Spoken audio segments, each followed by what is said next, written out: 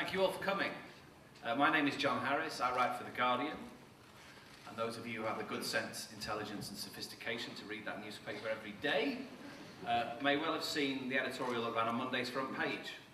And in fact, the front pages of 55 other newspapers around the world, which obviously serve to underline the reason why everybody is sitting in this hall tonight. It talked about things which, if you're not careful, turn into cliches, but nonetheless have a real power. Humanity facing a profound emergency, the catastrophic consequences of a global rise in temperature of, say, 3 to 4 centigrade. But what I want to focus on briefly is where we do have some differences with Ed as he goes to Copenhagen. And there are 4 differences we have. Firstly, in terms of the level of ambition.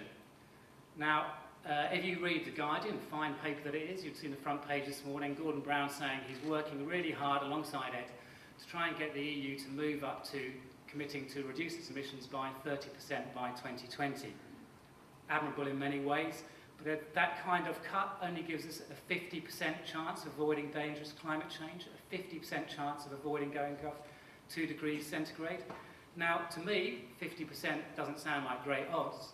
If you're living on the front line of climate change, if you're a subsistence farmer in Africa, or if you're a fisherman in Indonesia, or if you're dependent on the glacial waters in many parts in Asia, then 50% chance of avoiding 2 degrees is pitifully small, and we ought to be aiming much higher.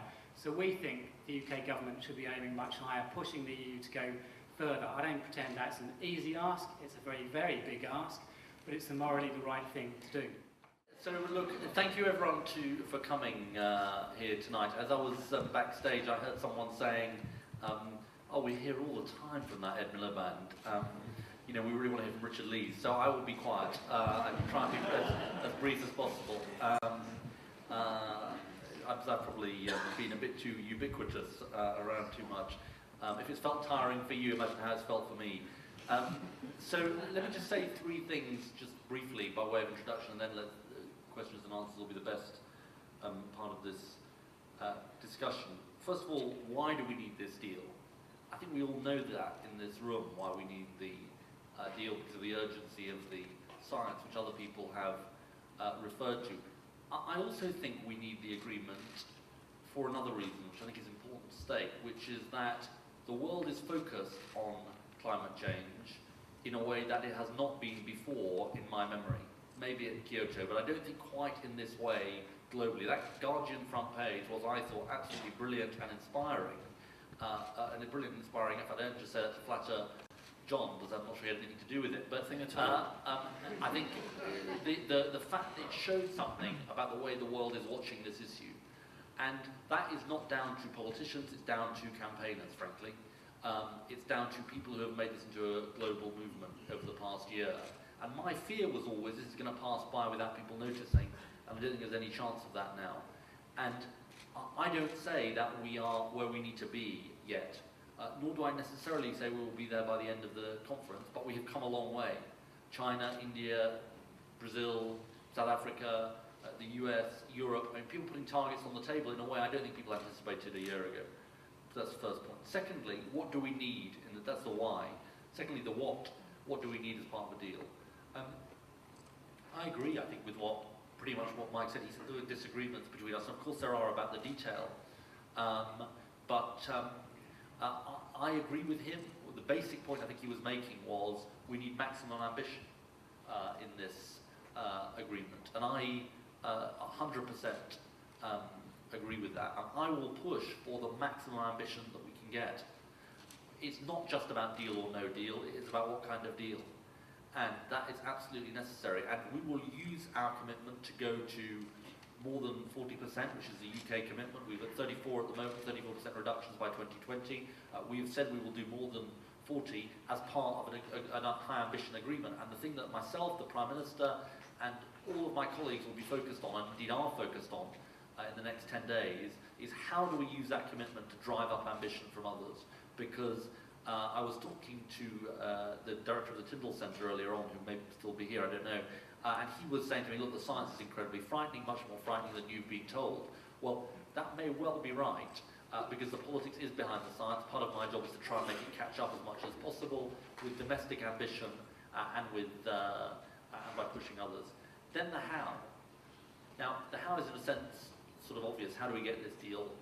It's got to mean leaders, ministers, negotiators pushing hard, overcoming barriers. One of the things we've tried to do is not treat this like a conventional negotiation.